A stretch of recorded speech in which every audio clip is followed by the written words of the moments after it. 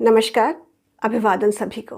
आज फिर हाजिर हूँ एक और नई कहानी के साथ। एक महात्मा थे, देश गांव घूमते रहते। घूमते घूमते एक गांव में पहुँचे। गांव बहुत अच्छा लगा तो वहीं पर एक वृक्ष के नीचे बैठ गए। संत के साथ उनके कुछ शिष्य भी थे। संत बड़े साधु प्रवृत्ति के व्यक्ति थे। लोगों को अच्छी अच्छी बातें बताते, अच्छे उपदेश देते, सत्संग करते और आयुर्वेद के ज्ञाता थे, तो असाध्य रोगों से लोगों का उपचार भी करते थे। धीरे धीरे संत की ख्याति दूर दूर तक फैलने लगी।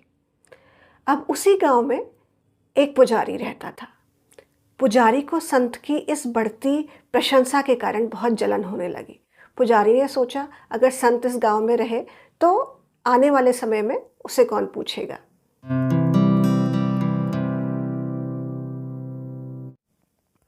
तो पुजारी ने संत के बारे में दुष्प्रचार करना शुरू कर दिया। उसने कहा कि महात्मा ढोंगी है, लोगों को झूठी बातें करके अपने जाल में फंसा रहे हैं, और इस तरह के तमाम दुष्प्रचार पुजारी के अन्य साथियों ने भी संत के बारे में शुरू कर दिए। अब संत के शिष्यों ने जब ये बातें सुनी गांव में, तो वो बड़े क्रोधित हुए।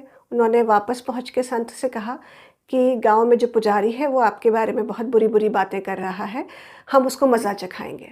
तो संत ने कहा, नहीं, कुछ भी करने की आवश्यकता नहीं है।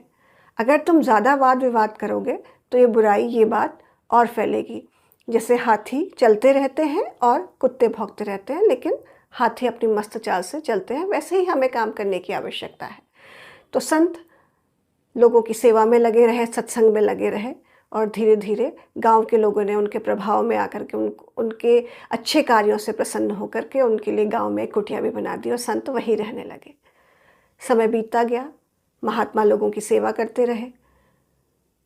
समय बदला, एक बार पुजारी बहुत बीमार हो गया, बहुत असाध्य रोग से पीड़ित हो गया। संत के शिष्यों ने जब ये सुना तो उन्होंने महात्मा से कहा कि महात्मा जी, बहुत अच्छी बात है कि पुजारी जल्द ही मर जाएगा, क्योंकि वो किसी असाध्य रोग से पीड़ित हो गया है। तो संत पुरुष को बहुत बुरा लगा। उन्होंने कहा, नहीं, ये तो अच्छी बात नहीं है।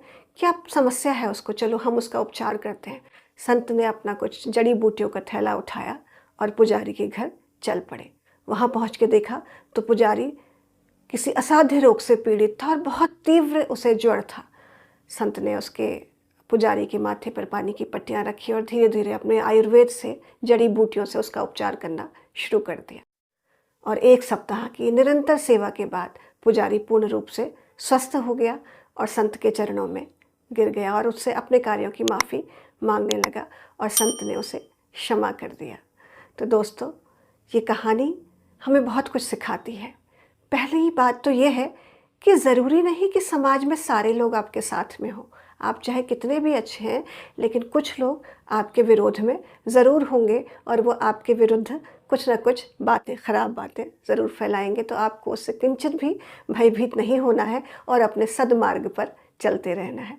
दूसरा, यदि जो लोग आपकी बुराई कर रहे हैं उनकी कभी भलाई करने का आपको मौका मिले तो जीवन में अवश्य करें, क्योंकि यही मार्ग जो है, उसकी भलाई करने का मार्ग, लोगों की प्रवृत्ति को बदलने का एक साधन है। तो लोगों का भला करिए, अपने सत्कार्यों में लगे रहिए और इस बात की चिंता मत करिए कि लोग आपके पीछे आपके बारे में क्या बातें कर रहे हैं। तो फिर हाजिर होंगी ऐसी बहुत अच्छी कहानियों के साथ। तब तक के लिए नमस्कार।